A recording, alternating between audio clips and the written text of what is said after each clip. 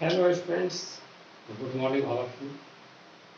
बीच में 3-4 दिनों से यूट्यूब पे वीडियो ही अपलोड नहीं हो रहा था, जिस कारण से कुछ डिले हो गया आपके इस वीडियो में। आज से फिर देखते हैं अपलोड हो रहा है तो अब हम लोग आगे बढ़ते हैं। और यहाँ हम लोग बात कर रहे थे कोऑर्डिनेशन कंपाउंड्स की। कोऑर्डिनेशन कंपाउंड्स में हम लोग VBT तक को पढ़ चुके हैं। VBT तक में हम लोग देखे कि कोऑर्डिनेशन नंबर 4 है, तो वहाँ हाइब्रिडेशन दो ढंग का हो सकता था, आइदर sp3 और dsp2। sp3 it means tetrahedral और dsp2 इट मींस क्या, स्क्वायर प्लेनर। कोऑर्डिनेशन नंबर 6 था, तो वहाँ भी हम देख रहे थे दो ढंग का हाइब्रिडेशन हो सकता था। d2sp3 it means inner orbital complex था, इनर ऑर्बिटल कॉम्प्लेक्स, और इसे हम कहते थे लो स्पिन कॉम्प्लेक्स। और दूसरा क्या हो सकता था, sp3d2, जिसे हम क्या बोल रहे थे, आउटर ऑर्बिटल कॉम्प्लेक्स और हाई स्पिन कॉम्प्लेक्स भी कह रहे थे। दोनों के दोनों केस में ज्योमेट्री जो होगा वह तो ऑक्टाहेड्रल ही होगा। अब इसमें हमारा एक थ्योरी और बचा हुआ है, और वह थ्योरी है CFT, crystal field theory. CFT, crystal field theory.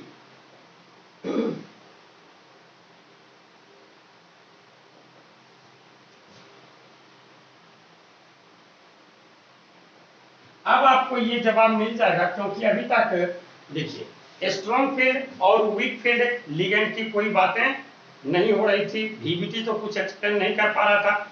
वो क्या कर रहा था, वो सिर्फ मैग्नेटिक बिहेवियर के आधार पर हम डिसाइड कर देते थे कि अरे भाई इसमें इस ढंग का पेयरिंग हो गया है, इसमें इस ढंग की बातें हो गई हैं। लेकिन एग्जैक्ट क्या बातें हो रही हैं वो हमें अब CFT बताएगा। VBT में आप क्या देख रहे थे कि वहाँ कोवैलेंट बॉन्डिंग, इट मींस हम लोग कोऑर्डिनेट बॉन्डिंग की बात कर रहे थे, हाइब्रिडाइजेशन वगैरह की बात कर रहे थे। जबकि CFT में जो होगा ये 100% आयनिक बॉन्ड कंसीडर करेगा। यहाँ कोवैलेंट बॉन्ड की कोई बात होगी ही नहीं।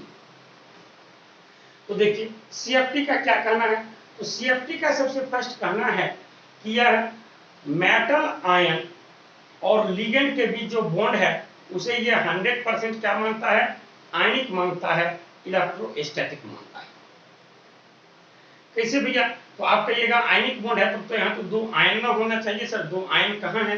हाँ, दो आयन की बात कर रहे हैं। देखिए आयन है, एक हमारा क्या है, सेंट्रल मेटल आयन है, और दूसरा उससे जुड़ा हुआ क्या होता है, लिगेंड होता है। अब अगर लिगेंड निगेटिवली चार्ज है, लिगेंड अगर क्या है, निगेटिवली चार्ज है, तो उसे बोला पॉइंट चार्ज, उसे क्या बोला, पॉइंट चार्ज। और अगर न्यूट्रल है तो उसे बोला डाइपोल, उस केस में उसे क्या बोला, डाइपोल बोला गया। जैसे कि हम बात करें वाटर की ही बात करते हैं, अमोनिया की ही बात करते हैं, तो इसमें यहाँ क्या है, डेल नेगेटिव, यहाँ क्या है, डेल नेगेटिव, ठीक। तो ये हमारा क्या माना गया, डाइपोल माना गया। अगर सेंट्रल मेटल आयन और निगेटिव चार्ज वाला है तो यहाँ आयन आयन इंटरेक्शन हो रहा है। लेकिन अगर हमारा सेंट्रल मेटल आयन और ये क्या है, सेंट्रल मेटल आयन के साथ हम देखते हैं कि अगर क्या है, ये न्यूट्रल वाला है, तो इसमें क्या हो गया, आयन डाइपोल इंटरेक्शन की बात होगी, आयन डाइपोल इंटरेक्शन की बात होगी, फर्स्ट बात। दूसरे केस में आप जरा ध्यान दें कि डी सबसेल में जो 5 ऑर्बिटल्स होते हैं, डी सबसेल में जो 5 ऑर्बिटल्स होते हैं, वो 5 फ्री स्टेट में से गैसियस स्टेट कोई मेटल एटम का है या फ्री मेटल आयन है, तो इस केस में डी सबसेल में जो 5 ऑर्बिटल्स हैं, पांचों की एनर्जी क्या है, इक्वल है। पांचों की एनर्जी क्या है, इक्वल है। इट मींस ये क्या है, डीजेनरेट ऑर्बिटल्स। ऐसा ऑर्बिटल जिसकी एनर्जी इक्वल हो उसे ही हम क्या कहते हैं, डीजेनरेट ऑर्बिटल। 5 डी ऑर्बिटल क्या होते हैं, DXY, DYZ, DZX, DX² minus Y² and DZ² and DZ²। ये जो 5 डी ऑर्बिटल्स हैं, ये पांचों के पांचों क्या हैं, डीजेनरेट हैं, इनकी एनर्जी क्या है, इक्वल है। तो इलेक्ट्रॉन किसी भी ऑर्बिटल में जा सकता है, पहला इलेक्ट्रॉन यहाँ, दूसरा यहाँ, तीसरा यहाँ, चौथा यहाँ, पांचवा यहाँ, और छठे से हम पेयरिंग शुरू करते हैं। लेकिन जब कॉम्प्लेक्स बनने की बात हो रही है, ये d ऑर्बिटल की डीजेनरेसी मेंटेन नहीं रहती है। ये d ऑर्बिटल्स क्या होते हैं, दो सेट में ब्रेक कर जाते हैं। इट मींस हम कहते हैं the splitting of degenerate d orbitals into two set of orbitals having different energies under the influence of ligand is known as crystal field splitting। इसे हम क्या कहते हैं, क्रिस्टल फील्ड स्प्लिटिंग। तो ये जो हमारा डी जनरेट डी ऑर्बिटल्स है, ये दो सेट में ब्रेक कर जाता है। दो सेट में ब्रेक कर गया। एक सेट में तीन ऑर्बिटल्स है, जिसे हम कहते हैं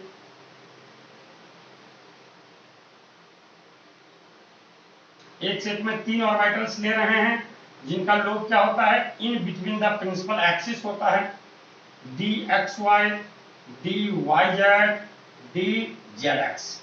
इसे एक साथ हम बोलेंगे T2G ऑर्बिटल। ये स्पेक्ट्रोस्कोपिक टर्म है, T2G ऑर्बिटल, T2G ऑर्बिटल। और एक सेट में जहां क्या होता है कि इलेक्ट्रॉन डेंसिटी जो होता है वो अलोंग द एक्सिस होता है, इसमें dx² - y² एंड dz² आता है, तो इसे हम क्या कहते हैं, EG ऑर्बिटल कहते हैं। तो ये क्या हो गया, डीजेनरेट डी ऑर्बिटल्स दो सेट में ब्रेक कर गया, टू सेट ऑफ ऑर्बिटल्स में ब्रेक कर गया, जिनकी एनर्जी क्या है, अलग अलग है।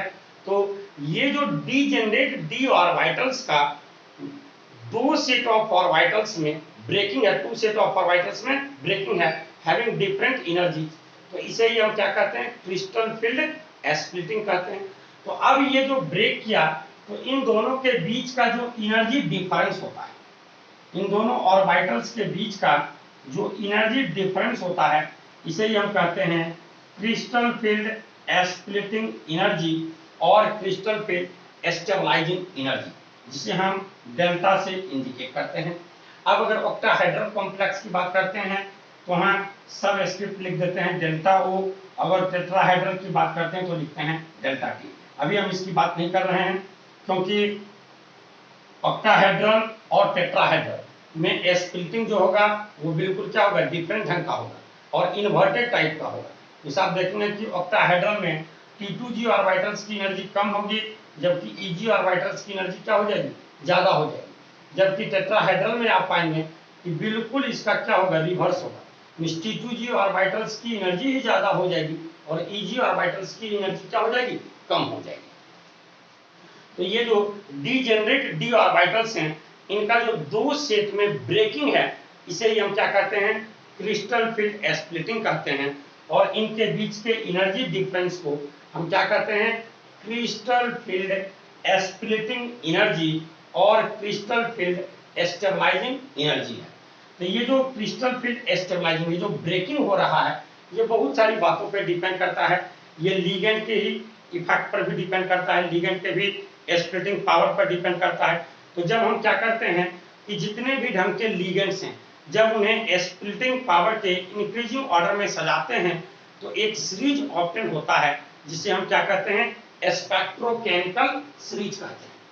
इस सीरीज का नाम क्या होता है, स्पेक्ट्रोकेमिकल सीरीज हो गया।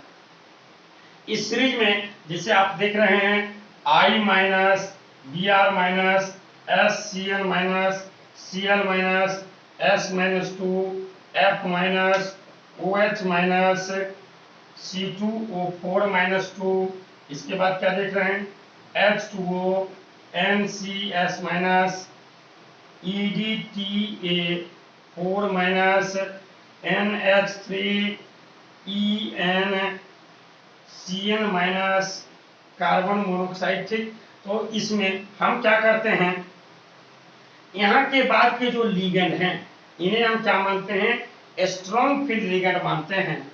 और इसके पहले का जो लिगेंड है, इसे क्या मानते हैं, वीक फील्ड लिगेंड मानते हैं। तो ये क्या करता है कि स्ट्रॉन्ग फील्ड लिगेंड जो है वो ज्यादा स्प्लिटिंग कराएगा, जबकि वीक फील्ड लिगेंड जो होगा वह क्या करेगा, कम स्प्लिटिंग करा पाएगा। तो अब ये जो स्प्लिटिंग है वह भी डिपेंड करता है कि किस ढंग का कॉम्प्लेक्स है। अगर ऑक्टाहेड्रल कॉम्प्लेक्स हो तो कुछ अलग बात होगी, टेट्राहेड्रल कॉम्प्लेक्स हो तो कुछ अलग बातें होती है। इस वास्तव में देखिए कि ऑक्टाहेड्रल कॉम्प्लेक्स में होता क्या है, जरा 1 मिनट आप ध्यान से समझिए, बिल्कुल इसे समझना ही है।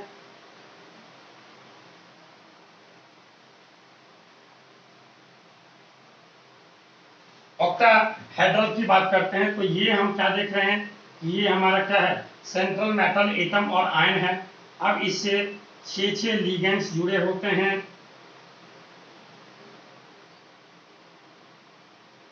इनसे क्या होते हैं, 6 लिगेंड्स जुड़े होते हैं, लिगेंड लिगेंड लिगेंड लिगेंड और लिगेंड। ये लिगेंड जुड़ा हुआ है। डी सबसेल में जो 5 ऑर्बिटल्स होते हैं, तो देखिए 5 ऑर्बिटल में इसे हम x और इसे y मानते हैं। ये हमारा x एक्सिस है, y एक्सिस है,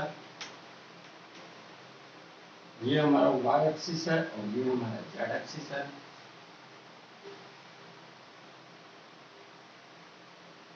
ये z है, ये x है।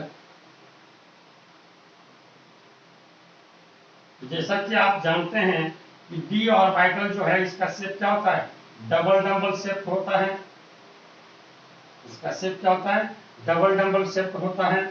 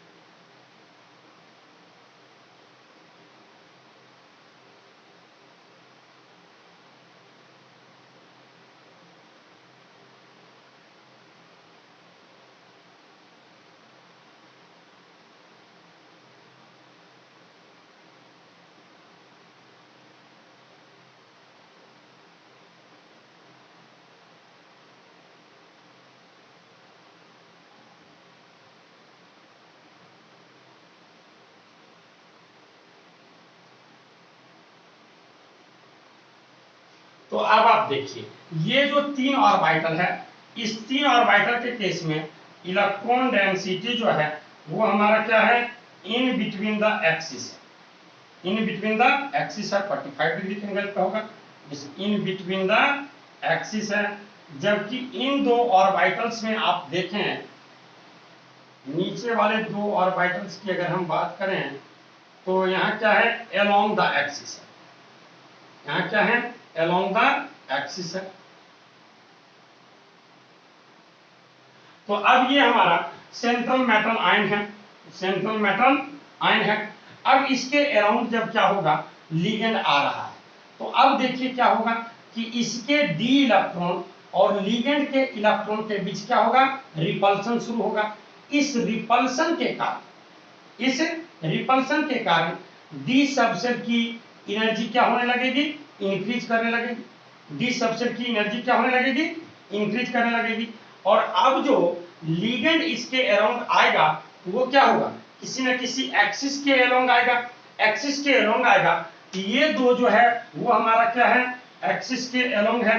तो इन दोनों में रिपल्सन ज्यादा होगा, जबकि इन तीनों में क्या होगा, कम होगा। तो इन दोनों की एनर्जी एवरेज एनर्जी से क्या होगी, इंक्रीज कर जाएगी, और इसकी एनर्जी क्या हो जाएगी, डिक्रीज कर जाएगी। क्योंकि टोटल एनर्जी जो रहना है वो तो कंजर्व भी रहना है, तो इसकी एनर्जी अगर इंक्रीज कर जा रही है तो इसकी एनर्जी क्या हो जाएगी, डिक्रीज कर जाएगी। तो अब ये जो डीजेनरेट डी ऑर्बिटल्स हैं, ये क्या हो गए, 2 सेट ऑफ ऑर्बिटल्स में ब्रेक कर गए। इसी स्प्लिटिंग को हम क्या कहते हैं, क्रिस्टल फील्ड स्प्लिटिंग कहते हैं। और दोनों के बीच का जो एनर्जी डिफरेंस होता है इस स्प्लिटिंग के कारण, उसे हम क्या कहते हैं, क्रिस्टल फील्ड स्प्लिटिंग एनर्जी कहते हैं, और क्रिस्टल फील्ड स्टेबलाइजिंग एनर्जी कहते हैं। तो जरा 1 मिनट ध्यान दें, जिससे अभी हम ऑक्टाहेड्रल कॉम्प्लेक्स में चल रहे हैं, तो ऑक्टाहेड्रल कॉम्प्लेक्स में आप देखिए क्या हो रहा है। अब जैसे हम बात करते हैं, यहाँ एनर्जी की बात करते हैं, ये 5d ऑर्बिटल है, बिल्कुल फ्री मेटल आयन के केस में है।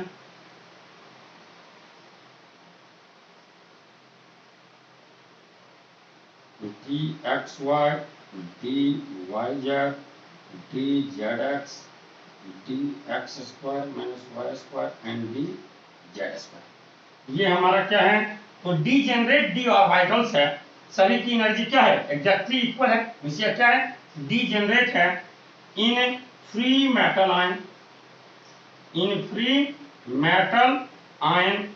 अब अगर इसके around spherically symmetrical crystal field को लाया जाता तो फिर क्या होती, रिपल्सन सभी तरफ से इक्वल होता, तो सभी की एनर्जी नॉर्मल से क्या होता, इंक्रीज कर जाता, सभी की एनर्जी नॉर्मल से क्या हो जाता, इंक्रीज कर जाता। इट मीन्स हम देखते हैं कि अभी ये हमारा क्या है, तो एवरेज आप बिल्कुल देख सकते हैं, आपके बुक में भी बिल्कुल इस ढंग का बनाया गया फिगर होगा। देखिए 5d ऑर्बिटल्स है, ये हमारा क्या मेटल के d ऑर्बिटल्स की बात कर रहा है, ये पांचों क्या है, फ्री मेटल आयन है। अब यहाँ देखिए एवरेज एनर्जी अभी भी पांचों का लिया जा रहा है, लेकिन पांचों की एनर्जी नॉर्मल से क्या हो गई है, इंक्रीज कर गई है, अभी भी ये डीजेनरेट ढंग का है। तो हम देख रहे हैं ये जो 5 ऑर्बिटल्स है, इसका क्या लिख रहा है, एवरेज एनर्जी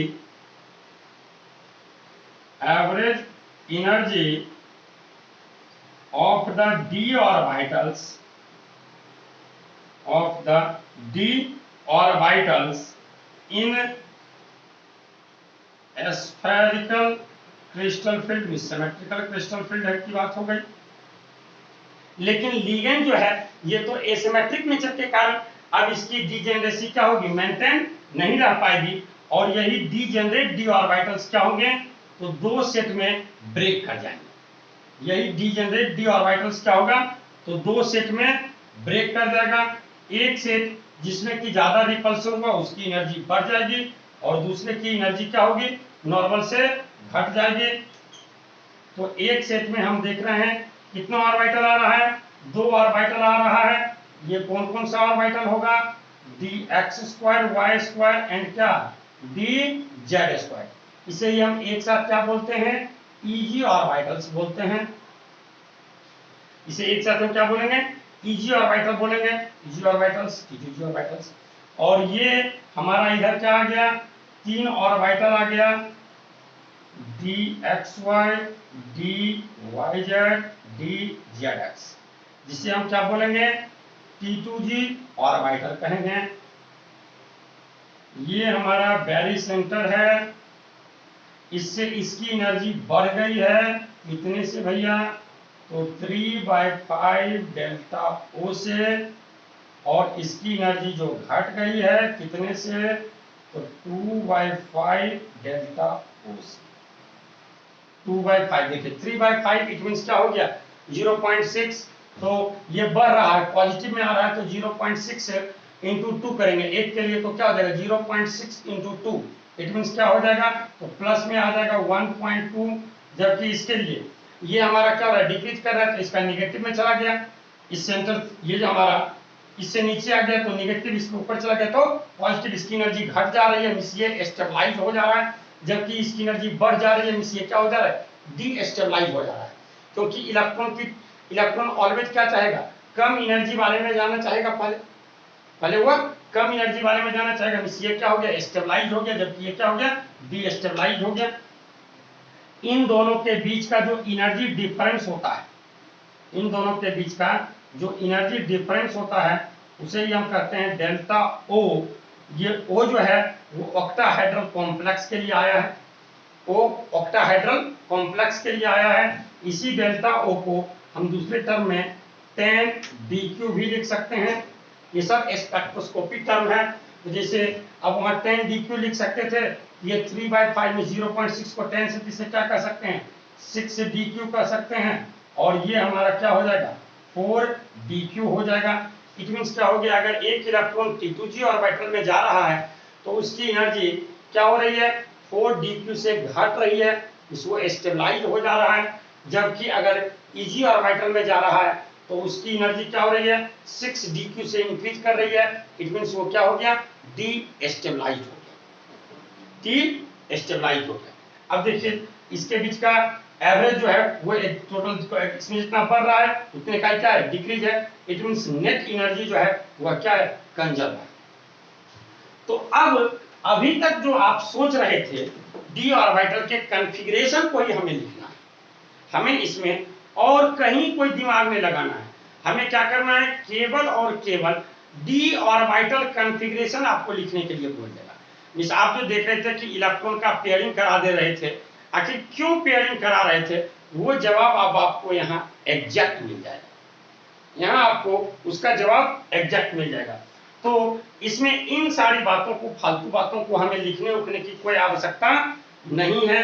हमें सिर्फ क्या जानना है, तो डी ऑर्बिटल कॉन्फ़िगरेशन जानना है, डी ऑर्बिटल कॉन्फ़िगरेशन जानना है इन ऑक्टाहेड्रल कॉम्प्लेक्स। तो आइए हम लोग जानेंगे D orbital configuration in octahedral complex.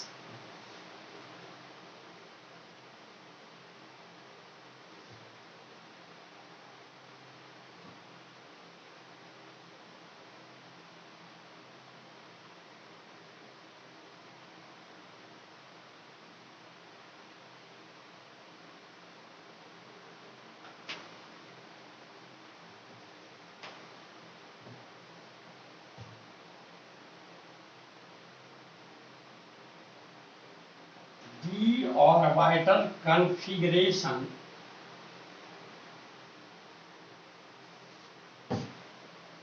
in octahedral complex. Octahedral complex. तो आप क्या जान रहे हैं कि डी सबसेल में जो 5 ऑर्बिटल यहाँ हम देख रहे हैं इस कॉम्प्लेक्स के बनने में, तो उस पांचों की एनर्जी इक्वल नहीं है, मींस डीजेनरेसी मेंटेन नहीं है। वो क्या हुआ है, दो सेट ऑफ ऑर्बिटल्स में ब्रेक कर गया है, T2g और Eg। तो आप क्या जान रहे हैं कि इलेक्ट्रॉन जो पहले आना चाहिए वो कहाँ आना चाहिए, कि जिसकी एनर्जी कम है, जिसकी एनर्जी कम है। तो किसकी एनर्जी कम है, T2g ऑर्बिटल की एनर्जी कम है, वो ऑलवेज कहाँ जाएगा, T2g ऑर्बिटल में जाएगा।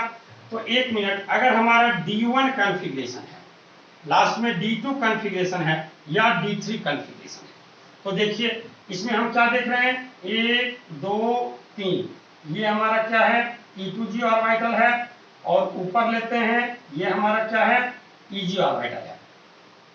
तो D में एक इलेक्ट्रॉन आ रहा है, वो तो बिल्कुल कहाँ चला जाएगा भैया, T2g में जाएगा, Eg वैकेंट रहेगा, कोई दिक्कत नहीं। अगर हम देख रहे हैं कि D में D सबसेल में हमारा क्या है, 2 इलेक्ट्रॉन है, तो उसे जब हम ऑर्बिटल में अरेंज करेंगे, जगह देके लिखने को,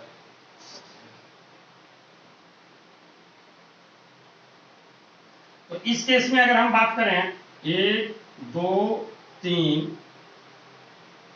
ये हमारा क्या है, T2g ऑर्बिटल है, और ये हमारा क्या है, Eg ऑर्बिटल है। 2 है तो 1 1 2, कहीं कोई दिक्कत नहीं।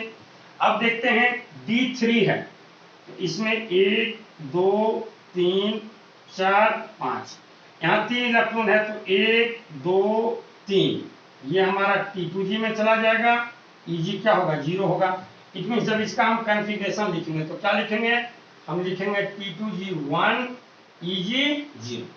इसकी बात करेंगे तो हम क्या लिखेंगे, T2g 2 Eg 0। जब इसकी बात करेंगे तो हम क्या बोलेंगे, T2g 3 Eg 0, Eg 0। मींस इस केस में जब D1 D2 या D3 मेटल आयन है, मेटल आयन के केस में लास्ट में कॉन्फ़िगरेशन क्या हो रहा है, D1 D2 या D3 हो रहा है, तो इस केस में तो ऑलवेज 2 d ऑर्बिटल क्या है, वैकेंट है, ऑलवेज 2 d ऑर्बिटल वैकेंट है। ये 2 d ऑर्बिटल क्या होगा, हाइब्रिडेशन में भाग ले लेगा। इट मींस इस केस में क्या बनेगा, तो ऑलवेज क्या बनेगा, इनर ऑर्बिटल कॉम्प्लेक्स बनेगा, इररिस्पेक्टिव ऑफ स्ट्रॉन्ग फील्ड और वीक फील्ड लिगेंड। चाहे स्ट्रॉन्ग फील्ड लिगेंड रहे या वीक फील्ड लिगेंड रहे, कोई फर्क पड़ने वाला नहीं है। मीन्स क्या होगा, तो हम क्या कहेंगे कि D1 D2 एंड D3 क्या होगा, always forms inner orbital complex, inner orbital complex. Means यहां स्ट्रॉन्ग फील्ड या वीक फील्ड लिगेंड का कोई इफेक्ट होगा ही नहीं। सिमिलरली यही बात है D8 D9 और D10 में हो जाएगा। D8 D9 और D10 D10 दोनों के दोनों केस में देखिए, इन तीनों केस में और इन तीनों केस में यही बात हम आपको वहां भी बता रहे थे कि D1 D2 D3 है या फिर D8 D9 और D10 है, तब तो भैया स्ट्रॉन्ग फील्ड लिगेंड रहे या वीक फील्ड लिगेंड रहे, कहीं कोई दिक्कत की बात नहीं है, कहीं कोई फोर्सेबल पेयरिंग वगैरह ऑक्टाहेड्रल कॉम्प्लेक्स में नहीं होना है। इस केस में ऑलवेज क्या बनेगा, इनर ऑर्बिटल कॉम्प्लेक्स बनेगा, जबकि इस केस में ऑलवेज क्या बनेगा, आउटर ऑर्बिटल कॉम्प्लेक्स बनेगा। अब जैसे देखिए,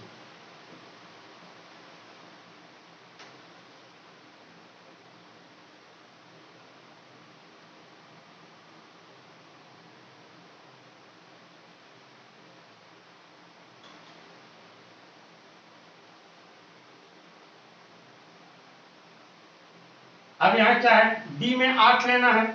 अगर मान लें 1 2 3, हम देख लेते हैं, दो केस करके देख लेते हैं, एक मिनट रुक जाइएगा, हम आपको जरा समझा देते हैं। स्ट्रॉन्ग फील्ड और वीक फील्ड दोनों में हम आपको समझाते हैं। तो देखिएगा, दोनों के दोनों केस में कंडीशन एग्जैक्टली सेम ही रह जाएगा, दोनों के दोनों केस में कंडीशन एग्जैक्टली सेम ही रह जाएगा। हम बोलते हैं ये हमारा वीक फील्ड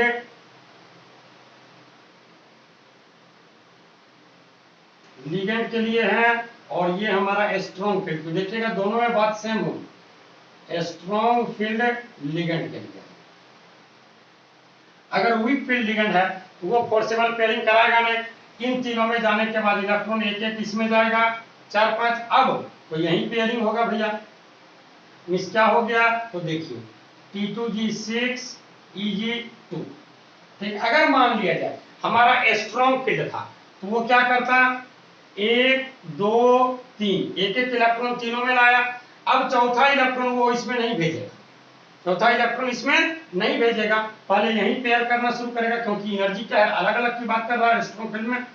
1 5 6, ये 4 5 6, अब 7वां 8वां, फिर तो वही बात हो गई T2G6 Eg2। देखिए दोनों में एग्जैक्टली सेम केस आ रहा है। अगर हमारा D9 है और ये वीक फील्ड वाला है तो क्या होगा, 1 2 3 4 5 6 7 8 9, मिस क्या हो जाएगा, T2G6 Eg3। अगर स्ट्रॉन्ग फील्ड वाला भी होता तो क्या होता, 1 2 3 4 5 6, अब इसके बाद इसमें जाता है 7 8 और 1 9। इस देखिए यहां भी बातें सेम ही हो जाएगी, T2G6 Eg3, T2G6 Eg3, इस यहां भी एग्जैक्टली सेम ही बातें हो रही है। इस केस में देखें, अगर D10 की बात करते हैं तो यहां क्या हो जाएगा, 1 2 3 4 5 6 7 8 9 10, ये तो सब भर जाएगा ना भाई।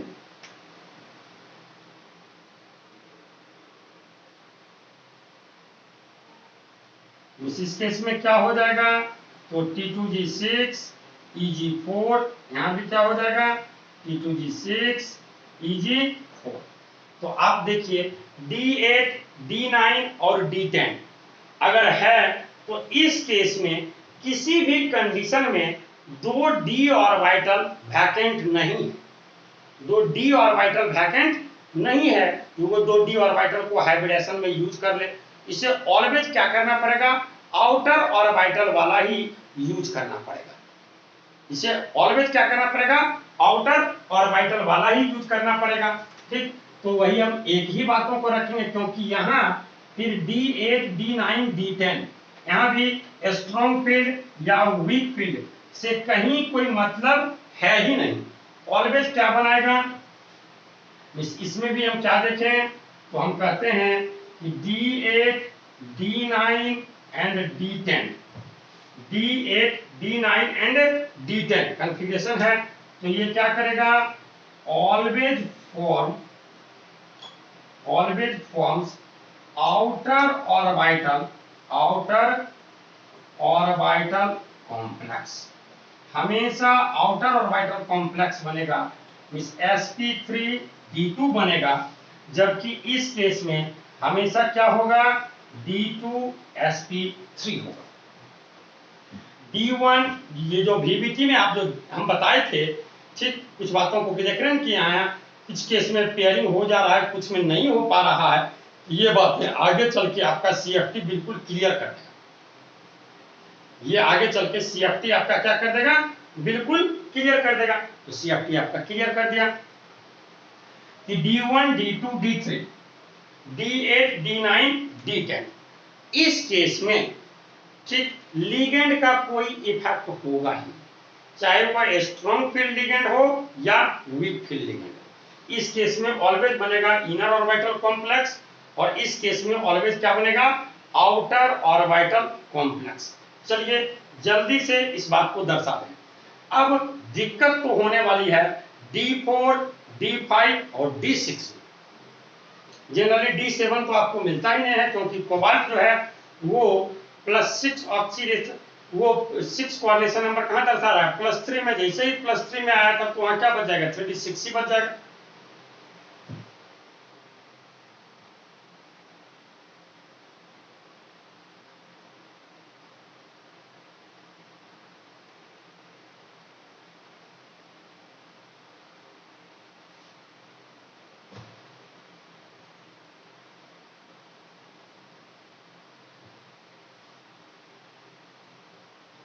अब देखें D4 के केस में अब दो ढंग की पॉसिबिलिटियां अराइज करेंगी।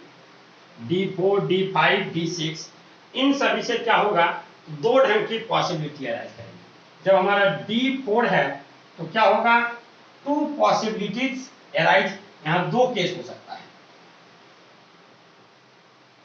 2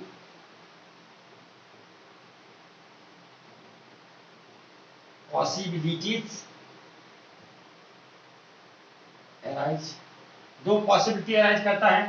केस फर्स्ट में क्या हो रहा है, केस फर्स्ट में हमारा क्या हो जाता, तो हो जाता T2G3 EG1, और केस सेकेंड में क्या हो सकता था, ये हो सकता था T2G4 EG0।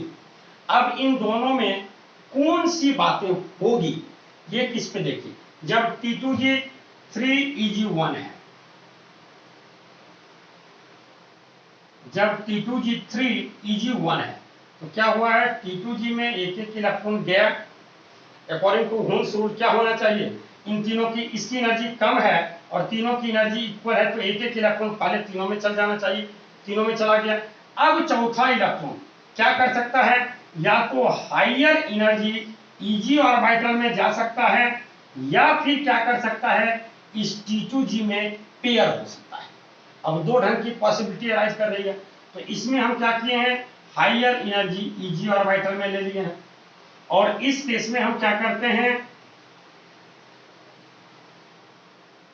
इस केस में हम यहाँ पेयर कर देते हैं, यहाँ पेयर कर दिए। तो अब आखिर इन दोनों में कौन सी बातें होगी, ये किस पे डिपेंड करेगा, ये डिपेंड करेगा किस पे, क्रिस्टल फील्ड स्प्लिटिंग एनर्जी और पेयरिंग एनर्जी के रिलेटिव मैग्नीट्यूड पे डिपेंड करेगा, रिलेटिव मैग्नीट्यूड पे डिपेंड करेगा। अब क्या होगा, एक ऑर्बिटल में जब आप दो इलेक्ट्रॉन को पेयर कर रहे हैं, ये दोनों इलेक्ट्रॉन एक दूसरे को क्या करेगा, रिपेल करेगा, तो इसके लिए आपको कुछ ना कुछ एनर्जी क्या होगा, इसमें कंज्यूम करना पड़ेगा, कुछ ना कुछ एनर्जी कंज्यूम होगा, जिसे हम क्या कर रहे हैं, पेयरिंग एनर्जी। और ये हमारा क्या है, crystal field stabilising energy. Crystal field stabilising energy और क्रिस्टल फील्ड स्प्लिटिंग एनर्जी।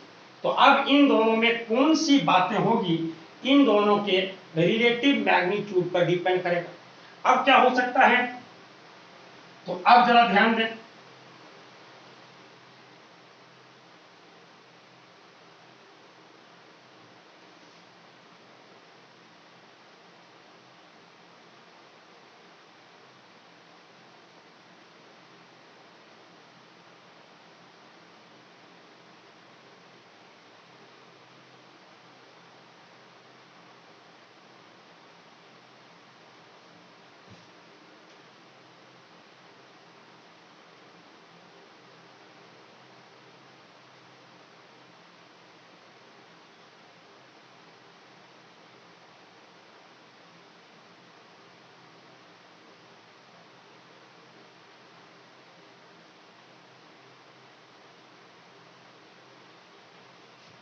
दोनों में कुछ आपको डिफरेंस नजर आ रहा है। इस केस में आप क्या देख रहे हैं, क्रिस्टल फील्ड स्प्लिटिंग एनर्जी का मान क्या है, ज्यादा है, जबकि इस केस में क्रिस्टल फील्ड स्प्लिटिंग एनर्जी का मान क्या है, कम है। ये स्ट्रॉन्ग फील्ड लिगेंड के लिए होता है, जबकि ऐसा किसके लिए होता है, वीक फील्ड लिगेंड के लिए होता है। तो अब यहाँ दो ढंग की पॉसिबिलिटियां अराइज कर रही हैं, क्या क्या हो सकता है। तो आप देखते हैं केस फर्स्ट में, केस फर्स्ट में देखते हैं दो पॉसिबिलिटी अराइज कर रहा है, और उसमें क्या होगा, जो डिपेंड कर रहा है relative magnitude of delta O and pairing energy. Case first में देखते हैं when delta O greater than P, delta O greater than P. तो अब क्या होगा कि the fourth electron will pair, fourth electron will pair in T2g orbital. The fourth electron, तीन electron तो एक एक तो तीनों में चला ही गया था, अब चौथे के लिए परेशानी थी। तो फोर्थ इलेक्ट्रॉन क्या होगा, will pair in T2g orbital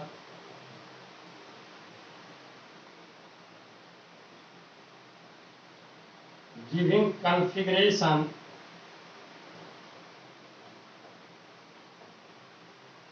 T2g4 EgG। तो हम कहते हैं ligands for which delta O greater than P are known as a strong field ligand, are known as a strong field ligands। इसे हम क्या कहते हैं, स्ट्रॉन्ग फील्ड लिगेंड कहते हैं। और दूसरे केस में क्या हो सकता है, when delta O lesser than P. तो क्या होगा, the fourth electron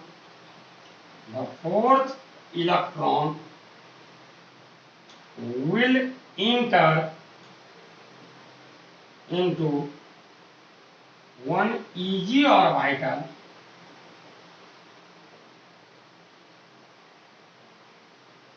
giving configuration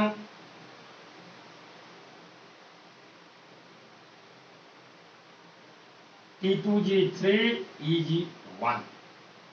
इसमें हम क्या कहते हैं, हम बोलते हैं ligands for which delta O lesser than P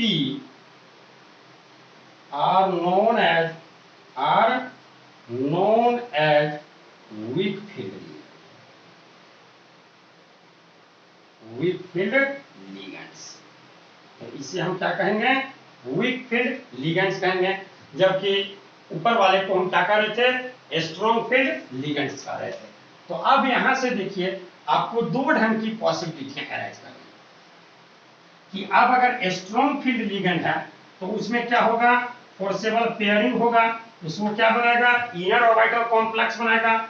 लेकिन अगर स्ट्रॉन्ग फील्ड के केस में, लेकिन अगर वीक फील्ड लिगेंड है तो वहां फोर्सेबल पेयरिंग नहीं होगी, वहां क्या बनेगा, इनर ऑर्बिटल, वहां क्या बनेगा, उसके साथ फोर्सेबल पेयरिंग नहीं होगी तो आउटर ऑर्बिटल कॉम्प्लेक्स बनेगा। इट मींस आप देखते हैं D4। दो ढंग की बातें लेंगे, 1 2 3 4 5। ये हमारा T2G है और ये हमारा क्या है, EG है। यहाँ हम देखते हैं स्ट्रॉन्ग फील्ड लिगेंड के लिए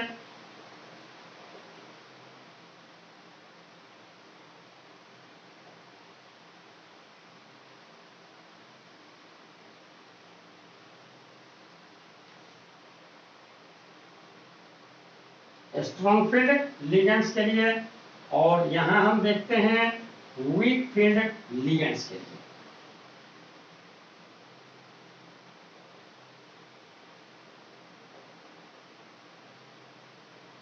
वीक फील्ड लिगेंड्स के लिए D4। तो स्ट्रॉन्ग फील्ड की बात कर रहे हैं तो क्या होगा, एक एक इलेक्ट्रॉन तो पहले तीनों में जाएगा और अब चौथा इलेक्ट्रॉन क्या होगा, यहाँ फोर्सेबल पेयर कर दिया जाएगा। इट मीन यहाँ कॉन्फ़िगरेशन क्या हो जाएगा, तो T2G4 EG0। जबकि वीक फील्ड है तो क्या हो जाएगा, 1 2 3 और 1 इसमें चला जाएगा। इट मीन्स ये क्या हो जाएगा, तो T2G3 EG1, T2G3 EG1। अगर हम बात करें D5, तो D5 के केस में देखते हैं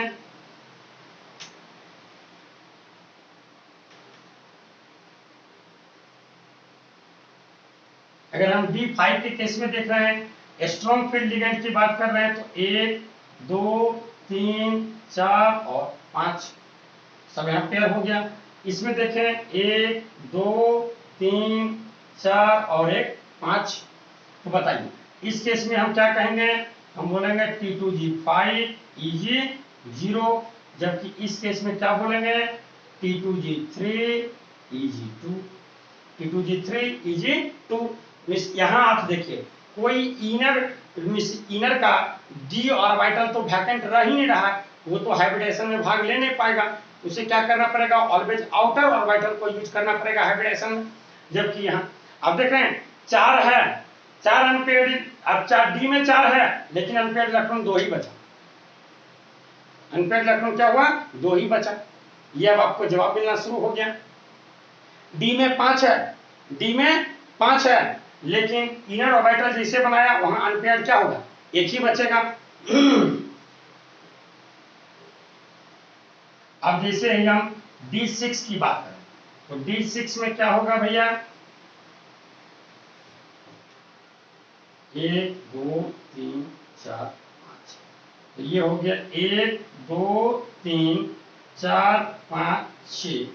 ये हो गया हमारा 1 2 3 4 5 और 6। इट मीन्स इस केस में क्या हो गया, T2G6 EG0, जबकि इस केस में क्या हो गया, T2G4 EG2, EG2। तो ये जो आप देख रहे हैं D4 D5 D6, यहाँ 2 ढंग की पॉसिबिलिटियां एराइज कर रही हैं। स्ट्रॉन्ग फील्ड के केस में ऑलवेज क्या है, EG ऑर्बिटल हमारा दोनों क्या है, वैकेंट है। तो इस केस में क्या बनेगा, इनर ऑर्बिटल कॉम्प्लेक्स बनेगा। यहाँ क्या बनेगा, इनर ऑर्बिटल कॉम्प्लेक्स फॉर्म्स। जबकि इस केस में क्या होगा भैया, तो outer orbital complex, outer orbital complex forms. आप इसे जल्दी से लिखें, एक बार हम फिर से इसे समझाएं, इसके बाद आपको बताएं कि क्या आपको इस पर बेस्ड क्वेश्चंस वगैरह में किस ढंग की बातों को करना होगा, उसे हमें समझना है। चलिए जल्दी से इसे दर्शाइए।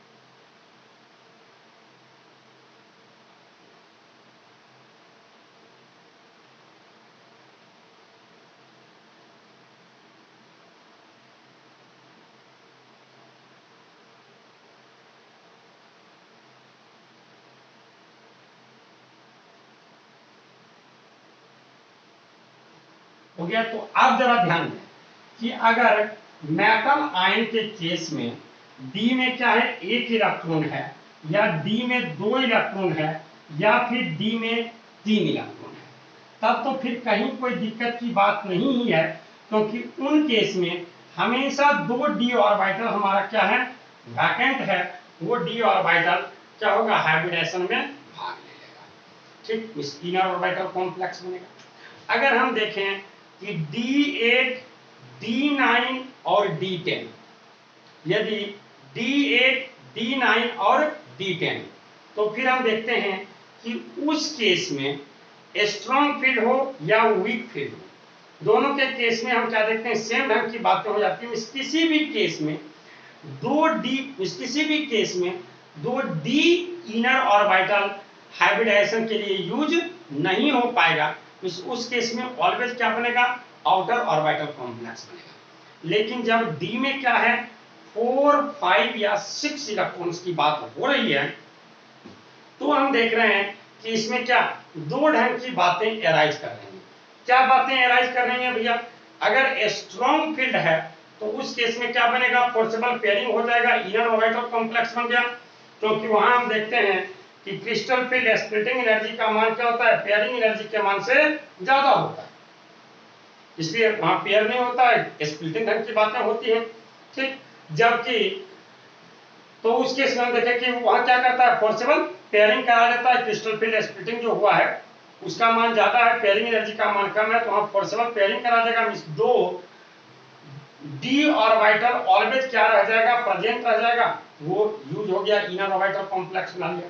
लेकिन अगर हमारा क्या है, D4, D5, D6 के केस में वीक फील्ड लिगेंड है, वीक फील्ड लिगेंड है, तब तो आप देखिए यहाँ डी ऑर्बिटल हमें मिली, इनर डी ऑर्बिटल तो हमें मिल ही नहीं पा रहा है, तो ऑलवेज क्या बनेगा, आउटर ऑर्बिटल कॉम्प्लेक्स बनेगा। इस देखिए इसमें कहीं कुछ नहीं है, बच्चे झूठ का परेशान होते रह जाते हैं। आप जरा देखिए, अब हम क्वेश्चंस पे आते हैं, तो बिल्कुल आप क्लियरली उसका सब कुछ लिख लीजिए। जैसे हम आपको कहते हैं कुछ कॉम्प्लेक्स की बात करते हैं, इधर कुछ कॉम्प्लेक्स लिखते हैं जिसका हम कहते हैं आपको हाइब्रिडाइजेशन बताने के लिए, साथ ही साथ डी ऑर्बिटल कॉन्फ़िगरेशन बताने के लिए, डी ऑर्बिटल कॉन्फ़िगरेशन बताने।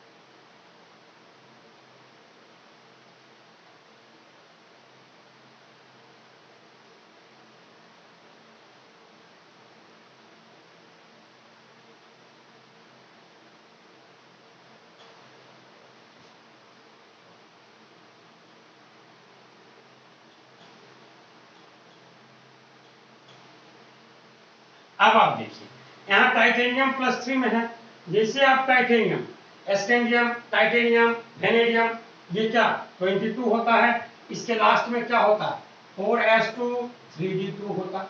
ये +3 में है तो क्या होगा, 2 इलेक्ट्रॉन यहाँ से निकल जाएगा, 1 इलेक्ट्रॉन यहाँ से निकल जाएगा। तो इसके लास्ट में क्या बचेगा, डी में 1 इलेक्ट्रॉन बचा, और डी में जब 1 इलेक्ट्रॉन बचा तो ऑलवेज क्या बनेगा, इनर ऑर्बिटल ही चलेगा। इट मींस क्या होगा, तो D2sp3 होगा। डी में 1 इलेक्ट्रॉन है तो बोलिए हम क्या लिखेंगे, T2g1 Eg0, T2g1 Eg0। Chromium की बात करते हैं, तो क्रोमियम जबकि आप जानते हैं कि इसका क्या होता है, क्रोमियम का 24 होता है। इसके लास्ट में हमारा क्या होता है, तो 4s1 3d5 होता है। लेकिन यहाँ क्रोमियम क्या है, +3 में है, तो 3 इलेक्ट्रॉन को निकाल दीजिए, 1 यहाँ से 2 यहाँ से, क्या बच गया, डी में 3 इलेक्ट्रॉन। जब डी में 3 इलेक्ट्रॉन रहे तो भी हमेशा वही बातें होती हैं, हमेशा क्या होती है, वही बातें होती है। तो D2sp3 ही रह जाएगा। ये हम देखें तो क्या हो जाएगा भैया, T2g3 Eg0, Eg0।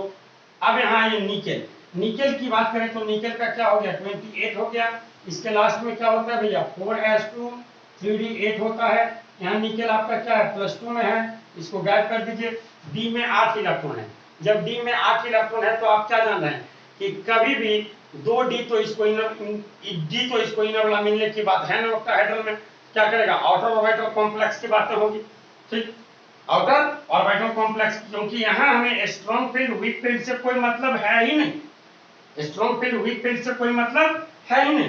तो जब D8 D9 D10 D1 D2 D3 यहाँ क्या बोले हैं, स्ट्रॉन्ग फील्ड वीक फील्ड से कहीं कोई मतलब ही नहीं है। तो ये जो हमारा निकेल +2 की तो 3d8 है, इट मींस यहाँ क्या होगा, तो sp3 d2 यूज होगा। और जब d में 8 इलेक्ट्रॉन है तो बताइए क्या हो जाएगा, T2g6 Eg2, T2g6 Eg2। अब यहाँ हम Fe की बात कर रहे हैं। Fe जिसका क्या होता है 26, इसके लास्ट में आप जान रहे हैं क्या कॉन्फ़िगरेशन होता है, लास्ट में कॉन्फ़िगरेशन होता है 4s2 3d6। यहाँ हमारा आयरन क्या है, +2 में है, तो ये क्या हो गया, गायब हो गया, 3d6 बचा। अब डी में 6 है, तब तो 2 पॉसिबिलिटियां होती हैं। ये Cn- हमारा क्या है, स्ट्रॉन्ग फील्ड लिगेंड है। Cn- क्या है, स्ट्रॉन्ग फील्ड लिगेंड है। और जब ये स्ट्रॉन्ग फील्ड लिगेंड, अब आप कहेंगे कि हम वीक फील्ड स्ट्रॉन्ग फील्ड किसे मानेंगे, तो जरा एक में ध्यान दें, स्पेक्ट्रोकेमिकल सीरीज वगैरह याद वाद करना नहीं है। और डिफरेंट बुक में, जितने बुक में देखेंगे सब जगह उसका ऑर्डर क्या होगा, अलग अलग होगा। आपके बोर्ड एग्जाम तक में क्या होगा, वो फ्लोरो क्लोरो ब्रोमो इसी को यूज करेगा, वाटर को यूज करेगा। तो ये सारा का सारा जो है वो वीक फील्ड लिगेंड है, वीक फील्ड लिगेंड है। जबकि अब जरा ध्यान दें, अमोनिया EnCN- और कार्बन मोनोऑक्साइड, ये आपका क्या होगा, स्ट्रॉन्ग फील्ड लिगेंड होगा। साथ ही साथ एक आप लेंगे ऑक्जेलेट आयन को भी, C2O4 - 2 को भी, कब, तो विथ कोबाल्ट, विथ कोबाल्ट। इन तीन, इसको आप क्या मानेंगे, स्ट्रॉन्ग फील्ड लिगेंड मानेंगे, और कुछ नहीं।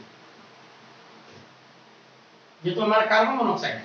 ये क्या बोले हैं कि ऑक्जेलेट आयन को आप कोबाल्ट के साथ क्या मानिएगा, स्ट्रॉन्ग फील्ड लिगेंड मानिएगा। ये हमारा क्या होगा, स्ट्रॉन्ग फील्ड लिगेंड।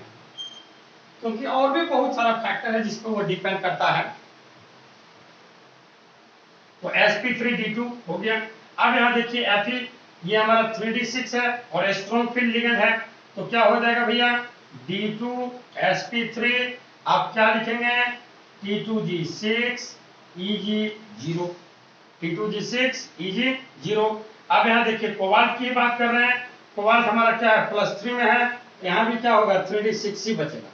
कोबाल्ट के लास्ट में होता है 4s2 3d7, +3 में है तो 2 इलेक्ट्रॉन यहाँ से, 1 इलेक्ट्रॉन यहाँ से निकल जाएगा, तो ये हमारा बचेगा 3d6। ये हमारा वीक फील्ड है, तो क्या हो जाएगा, sp3d2 हाइब्रिडेशन की बात हो जाएगी। और जब वीक फील्ड है तो 6 इलेक्ट्रॉन कैसे जाएगा भैया, ये हो जाएगा T2g4 Eg2, T2g4 Eg2। Unpaired electron कितना रह जाएगा, इसमें 2 हो गया, इसमें 2 2 4 हो जाएगा। यहाँ देखिए कोबाल्ट वाला है, फिर ये हम क्या देख रहे हैं, +3 में, तो 3d6 3d6 ये स्ट्रॉन्ग फील्ड हमारा लिगेंड आ रहा है, तो क्या हो जाएगा D2sp3, और D2sp3 तो हम क्या लिखेंगे T2G6 Eg0, T2G6 Eg0। बस इतना ही करना है और कुछ नहीं करना है। अब CFT का भी बहुत सारा डिफेक्ट है कि ये मेटल लिगेंड बॉन्ड को आयनिक मान रहा है, तब तो भैया जो एनायनिक लिगेंड है उसे ज्यादा क्रिस्टल फील्ड स्प्लिटिंग प्रोड्यूस करना चाहिए, जबकि आप देखेंगे तो स्पेक्ट्रोकेमिकल सीरीज में एनायनिक लिगेंड जो होगा वो तो लेफ्ट हैंड साइड है, वो तो क्या है लेफ्ट हैंड साइड है, तो ऐसा तो नहीं होना चाहिए। अब इसके अकॉर्डिंग आप आयनिक बॉन्ड मान रहे हैं, भैया हाइब्रिडाइजेशन वगैरह की बात, स्पेशल ज्योमेट्री ये वो कहां से होगी, ये बातें भी नहीं होनी चाहिए। ये सारी की सारी बातें जो हैं वो डिफेक्ट इसका है, जिसे दूर किया जाता है किसके द्वारा, जिसे दूर किया जाता है LFT ligand field theory and molecular orbital theory के द्वारा, जो आपके स्कोप के भी बहुत ऊपर की बातें हैं। स्पष्ट आप देखेंगे आपके बुक में भी लिख दिया होगा क्या, the crystal field model is successful in experiment. However, from the assumption that the ligands are point charged, it follows that anionic ligands should exert the greatest splitting effect. जबकि हम क्या देख रहे हैं कि the anionic ligands actually are found at the low end of the spectrochemical chain. Further, it does not take into account the covalent character of bonding between the ligand and the central agent. ये covalent मान ही नहीं रहा, ये covalent मान ही नहीं, तो hybridisation geometry ये सब कहाँ से होगा भैया। ठीक, ये सब जो है these are some of the weakness of CFT which are explained by ligand field theory and molecular orbital theory which are beyond the scope of present study। ऐसे हम आपको बोलते तो आप कहते नहीं सर नहीं पता, ये बिल्कुल ये सारी बातें अभी कुछ बताने की बात नहीं है। CFT में जितनी बातों को बताए बस इतना ही करना है और ज्यादा कहीं कुछ नहीं, सिर्फ आपको सिर्फ और सिर्फ d ऑर्बिटल कॉन्फ़िगरेशन के बारे में और ये पता हो जाए कि D1, D2, D3, D8, D9, D10, इस केस में स्ट्रॉन्ग फील्ड वीक फील्ड से कोई फर्क नहीं पड़ने वाला है। स्ट्रॉन्ग फील्ड लिगेंड या वीक फील्ड, कहां फर्क पड़ता है D4, D5 और D6 में। स्ट्रॉन्ग फील्ड में अलग हो जाता है, वीक फील्ड में अलग हो जाता है। और एक्सपेरिमेंट बताता है कि D4 से D7 तक के लिए स्ट्रॉन्ग फील्ड वाला जो है वह मोर स्टेबल कॉम्प्लेक्स बनाता है as compare to weak field ligand. Tetrahedral के केस में ये जो स्प्लिटिंग है आप देख सकते हैं, बिल्कुल आपके बुक में भी दर्शाया गया होगा। टेट्राहेड्रल के फील्ड में ये जो क्रिस्टल फील्ड स्प्लिटिंग होता है वो जस्ट क्या होता है इन्वर्टेड हो जाता है, और ये ऑक्टाहेड्रल का बहुत ही कम केवल 46% ही होता है। यहाँ देखेंगे डेल्टा टी ये सब कुछ नहीं, 4/9 डेल्टा ओ बहुत ही कम होता है। यही रीजन है कि टेट्राहेड्रल कॉम्प्लेक्स में लो स्पिन कॉम्प्लेक्स की पॉसिबिलिटियां बहुत ही कम है। ये सब में कुछ नहीं दिमाग, केवल और केवल आपको ये ध्यान रखना है बोर्ड वगैरह में ये सब रहेगा तो वीक फील्ड है और ये हमारा क्या है स्ट्रॉन्ग फील्ड। चलिए इसके आगे की बात एक क्लास हमें और चाहिए, और कल के क्लास में आपका कोऑर्डिनेशन कंपाउंड खत्म हो जाएगा और इसके बाद हम लोग न्यू चैप्टर को शुरू करेंगे। ओके।